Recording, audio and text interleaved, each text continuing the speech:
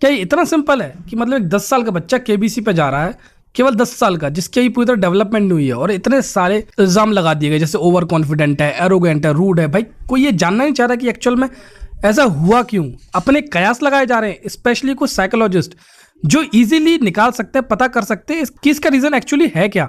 क्योंकि ये well establish theories हैं साइकोलॉजी में। ये 4 पीसेस हैं उस पजल के जो हमको आज सॉल्व करना है।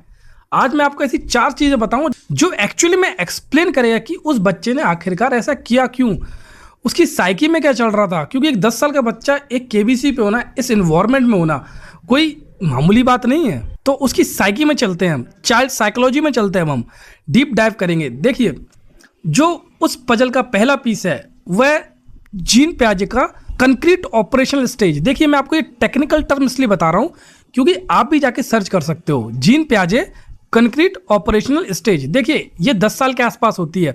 उनका कहना यह था कि इस टाइम बच्चे को लॉजिकल चीज़ें तो पता होती हैं, लेकिन अगर एब्स्ट्रैक्ट की बात करें तो वो उसको समझ नहीं पाता। जैसे एग्जांपल देता हूं मैं आपको, वो हिस्ट्री के फैक्ट आप पूछोगे उसका आंसर दे देगा, मैथ्स पूछोगे तो उसका आंसर दे देगा। मतलब जो चीज़ सामने प्रेजेंट, जो चीज़ कंक्रीट है उसके बारे में पता है, जो चीज़ वो देख सकता है, उसको फील कर सकता है, उस चीज़ के बारे में उसको अच्छे से पता लगता है। लेकिन अगर मैं उससे बोलूँ जो तेरा नया बिहेवियर है उससे एक्चुअल में क्या कंसिक्वेंसेस होंगे, तो वो चीज़ वो नहीं सोच पाता है क्योंकि अभी उसका माइंड ही डेवलप नहीं हुआ है।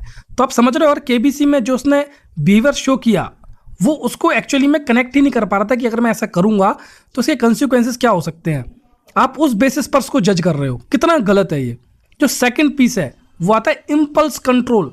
देखिए, रिसर्च के थ्रू क्लियर पता लगा है कि 10 साल के बच्चे की जो इम्पल्स है वो काफ़ी मतलब कंट्रोल कर सकता है वो इम्पल्स को अपनी। जिस तरीके से उसको दूसरों को जवाब देना है या रूड बनने वाली बात होती है उसको कंट्रोल कर सकता है, बट अभी भी वो अडल्ट लेवल तक नहीं पहुंचा है। आपको ये समझने की जरूरत है, बहुत डिफरेंस अभी बाकी है।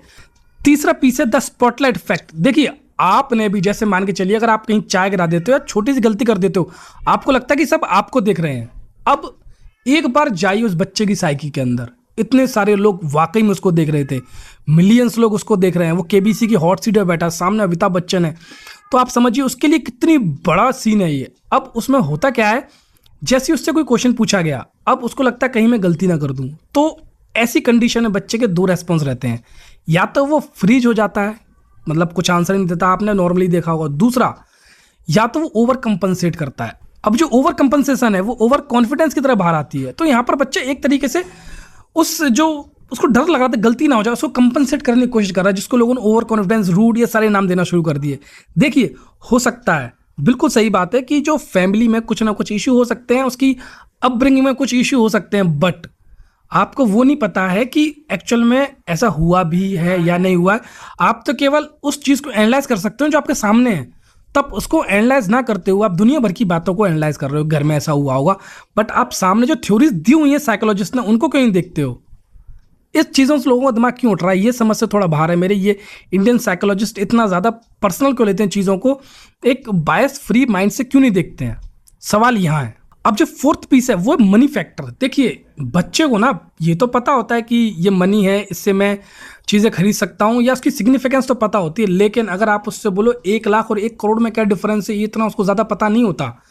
तो यहाँ पर रिस्क लेने की जो टेंडेंसी होती है वो इंक्रीज हो जाती है। और वैसे भी रिसर्चेस से पता लगा है जो मेल होते हैं ना, उनमें एक्साइटमेंट ज़्यादा क्रिएट होती है रिस्क के साथ, इसलिए जो मेल होते हैं वो रिस्क लेते हैं। जैसे आपने देखा उस बच्चे ने छोटे से अमाउंट के लिए रिस्क ले लिया, वो इसलिए लिया क्योंकि उनको एक्चुअल में डिफरेंस नहीं पता कि 1 लाख और 1 करोड़ में क्या डिफरेंस है। मनी का सिग्निफिकेंस तो पता है, बट इन दोनों में एक्चुअल डिफरेंस क्या है, समझ रहे हो, वैल्यू में, उसको इतना ज़्यादा वो ढंग से समझ नहीं पाते हैं। इसलिए बहुत बड़ा रिस्क ले सकते हैं वो किसी भी अमाउंट के लिए।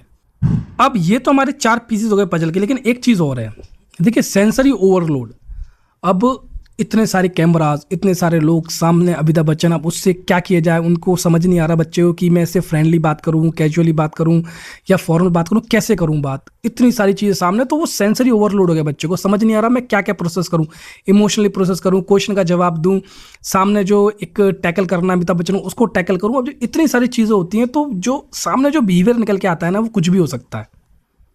क्योंकि एक बच्चे का सेंसरी स्टिमुलेशन उतना ही झेल सकता है, वो इतना सेंसरी स्टिमुलेशन वो नहीं झेल सकता। तो एक ये रीज़न भी है यहाँ पर। तो आपको समझने की ज़रूरत है कि ठीक है, वो बच्चे का जो भी घर में रहा उसको थोड़ा पहले साइड में तो हटाओ, पहले बायस सारी हटाओ सामने की, फैमिली में क्या हुआ है, इसने क्या किया, उसने क्या, पहले सिचुएशन तो देखो कि वो 10 साल का बच्चा है कहाँ। आपने उसको टीवी के सामने बैठा दिया, इतनी सारी चीज़ें उसके सामने रख दी। इनफैक्ट चलो वो बैठा है, वो बहुत बड़ी बात है, उसमें इतनी हिम्मत है। अदरवाइज 10 साल का बच्चा इतनी बड़ी स्टेज पे आके एक तरीके से फ्रीज ही हो जाता है। और फिर जब भी कोई सामने इतनी बड़ी पर्सनैलिटी हो ना, अमिताभ बच्चन जैसी, तो बच्चों को समझ नहीं आता मैं डील कैसे करूं। ओवरली फॉर्मल होता है, कभी वो ओवरली कैजुअल होता है, तो यहाँ पर बच्चा ओवरली कैजुअल हो गया। तो देखो ऑल इन ऑल बात ऐसी है कि हम लोग जो वहाँ देख रहे थे ना वो बच्चे की, आप ओवर कॉन्फिडेंस या एरोगेंस ये सब मत देखो, ये देखो वो डेवलपमेंट है, बच्चा कैरेक्टर नहीं है। वो चीज़ हमको समझ जरूरी है। वो कैरेक्टर डिफाइन नहीं करता। बच्चा 10 साल का है, अभी तो पूरी उम्र बची है उसके पास ये सारी चीज़ें सीखने के लिए। हमको उसको सपोर्ट करना है, ना कि उसके बारे में कुछ उल्टा सीधा बोलना। उसको समझने की कोशिश करनी है, आखिर उसने ऐसा किया तो किया क्यों, फिर उसको रेक्टिफाई करना है। आप तो जज करने बैठ गए 10 साल के बच्चे को, आप 10 साल के बच्चे को जज कर रहे हो। दैट्स, ये थोड़ी समझ से बाहर है चीज़। कम से कम कुछ नहीं तो साइकोलॉजिस्ट तो जज करना छोड़ दें। साइकोलॉजिस्ट क्यों जज कर रहे हैं किसी को?